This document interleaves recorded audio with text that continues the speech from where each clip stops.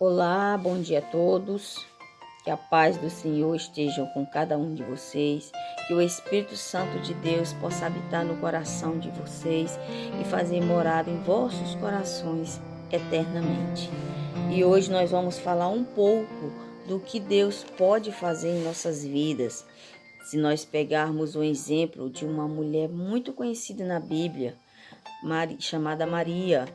Nós sabemos que Maria foi escolhida para ser a mãe do Filho de Deus e que para ser a mãe de Jesus não poderia ser qualquer pessoa.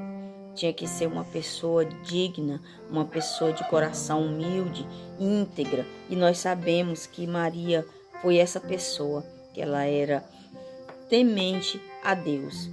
Então, vamos para a Bíblia. Nós vamos ler aqui no Novo Testamento, no livro de Lucas, no capítulo 1 e do versos 46 ao 50, que diz assim: Disse Maria: A minha alma engrandece ao Senhor, e o meu espírito se alegra em Deus, o meu Salvador, pois olhou para a humildade da sua serva. Desde agora todas as gerações me chamarão bem-aventurada, pois grandes coisas me fez o poderoso. Santo é o seu nome. A sua misericórdia estende-se de geração em geração sobre os que o temem. Então nós podemos entender aqui que Maria sentia-se alegre, feliz, sentia-se uma mulher agraciada, porque ali ela entendeu que Deus a havia honrado poderosamente, honrado de maneira extraordinária. Se meditarmos nessa palavra, nas palavras de Maria, nós iremos entender que Maria era uma pessoa humilde, que Maria era simples, né? Quando ela diz: o Senhor olhou para a humildade da sua serva. Em algumas Bíblias, a palavra fala: o Senhor atentou à baixeza de sua serva. Quando ela fala a baixeza, ela não está se referindo à estatura, não. Ela está se referindo à condição financeira. Ela está dizendo que ela é uma pessoa humilde, ela é uma pessoa desprevenida de condições, né? De condição financeira.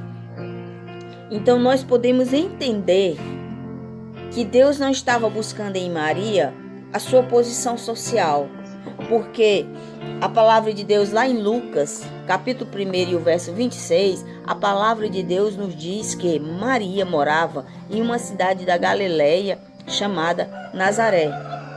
Segundo os historiadores, Nazaré era como uma pequena aldeia, pois na época tinha em torno de umas 20 casas. Portanto, podemos entender que Maria era sim de uma família pobre.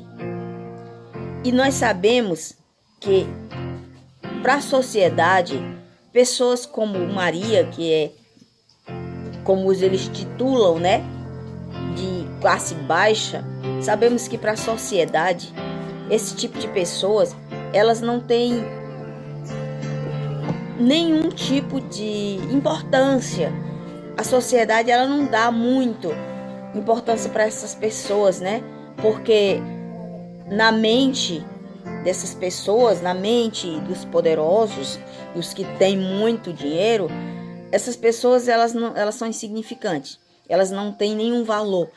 E nós sabemos que Maria, nós podemos entender que Maria era assim. Talvez muitas vezes Maria tenha se sentido inferior, tenha se sentido uma pessoa insignificante, até no exato momento em que Deus enviou um anjo e a chamou, né, de agraciada, né? E ela teve a honra de ser escolhida. E em nenhum momento Maria desacreditou daquelas palavras. E em nenhum momento Maria duvidou, né? Ou então falou: Senhor, eu não aceito. Eu não aceito porque eu não me sinto essa pessoa. Então, ela não falou isso, muito pelo contrário. Ela aceitou de imediatamente, né? Ela aceitou de imediatamente. Ela poderia ter dito assim: Senhor, não, como é que eu vou engravidar se eu não conheço homem algum? Se eu estou noiva, né? O que o meu noivo vai falar, o que o meu futuro marido vai dizer?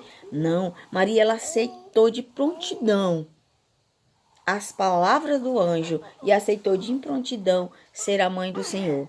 Porque naquele momento, mesmo Maria se sentindo uma pessoa minúscula, Deus não estava olhando para ela, Deus não para a sua estatura, Deus não estava olhando para a sua condição financeira, Deus não estava olhando se Maria tinha uma conta, se Maria era importante para a sociedade. Não, Deus estava olhando para o seu coração, para o seu caráter, para a sua conduta. Deus estava vendo nela uma pessoa íntegra. Deus estava vendo nela, apesar de ser muito jovem, mas ele estava vendo uma mulher temente a ele, uma mulher que cria nas palavras dele. E se nós trazermos para os dias de hoje, nós vamos entender que Deus é o mesmo. Deus, ele não mudou. Deus, ele está olhando, não está olhando para a nossa condição financeira. Deus não está olhando se nós temos uma conta com bastante dinheiro. Deus não está olhando se nós temos ou não uma conta bancária. Deus não está olhando se nós temos uma mansão ou um casebrezinho pequenininho. Não. Deus não está olhando se nós temos o carro do ano ou se nós temos uma bicicleta velha caindo nos pedaços. Deus não está olhando, aleluia, se a nossa roupa foi comprada na Shopee. Deus não está olhando se o nosso sapato, aleluia, foi comprado numa loja de grife, ou se foi comprado ali naquela esquina, né, pelo aquele barzazinho de R$1. Deus não está olhando isso. Deus está olhando para o nosso coração. Deus está olhando para a nossa conduta. Deus está olhando se nós somos umas pessoas humildes, se nós somos pessoas capazes de recebê-lo como Maria recebeu. Deus está olhando se a nossa condição perante ele é a condição de servo, a condição de pessoas que vai adorá-lo. Ele está procurando verdadeiros adoradores. Ele está procurando pessoas capacitadas, não na vida, no mundo, mas capacitada perante ele. Pessoas que vão adorá-lo em espírito e em verdade. Pessoas que não vão buscá-lo somente naquele momento, porque o mundo tem muitas coisas boas. Sim, o mundo tem coisas boas, mas são coisas passageiras, são coisas, alegrias momentâneas, alegrias que vão passar. E o Senhor não. O Senhor tem alegria permanente. O Senhor tem honra para nos dar. Mas para isso, nós temos que ser como Maria. Nós temos que ser pessoas que o amam, pessoas temente a ele, pessoas que capaz de abandonar as coisas do mundo,